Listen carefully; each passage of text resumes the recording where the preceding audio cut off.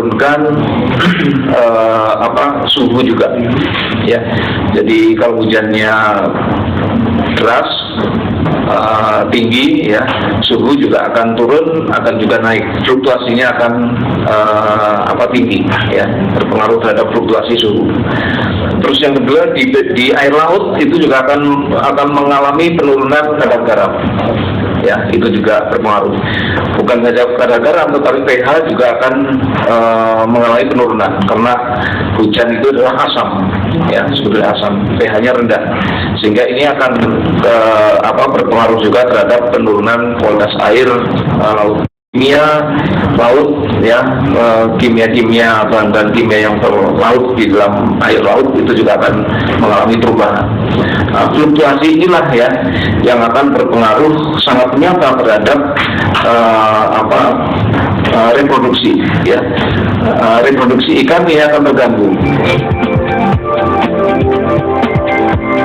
Upaya Kementerian Kelautan dan Perikanan mencegah pencurian ikan membuat nilai ekspor ikan produk perikanan naik.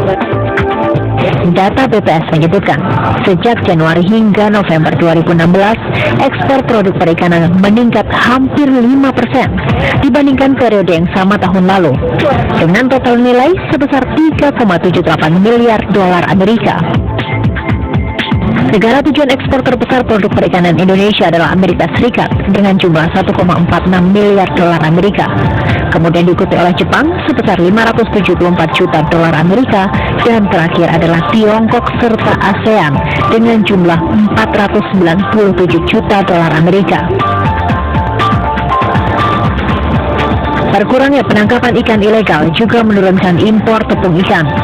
Tepung ikan yang digunakan sebagai pakan udang sejak tahun 2011 hingga saat ini, jumlah impornya mengalami penurunan. Tahun ini pembuatan tepung ikan di dalam negeri mengalami kenaikan karena produksi ikan yang meningkat. Tahun 2011 jumlah impor tepung ikan bisa mencapai 75,4 juta ton. Namun di tahun ini jumlah impor tepung ikan hanya 4 juta ton. Kebijakan yang dicanangkan Kementerian Kelautan dan Perikanan bukan hanya meningkatkan produksi dan ekspor ikan. Nelayan asing yang sulit menangkap ikan di Indonesia membuat investasi pengolahan ikan di dalam negeri mengalami kenaikan.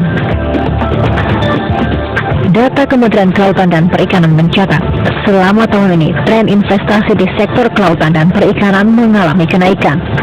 Tahun 2016, total investasi sektor ini mencapai 9,1 triliun rupiah. Terdiri dari penanaman modal asing sebesar 6,3 triliun rupiah dan penanaman modal dalam negeri sebesar 2,7 triliun rupiah. Tahun 2017, sektor kelautan dan perikanan di tanah air diharapkan akan terus bangkit, sehingga Indonesia mampu menjadi negara maritim yang kuat dan salah satu penghasil ikan terbesar di dunia. Dari Jakarta, tim TV One mengabarkan.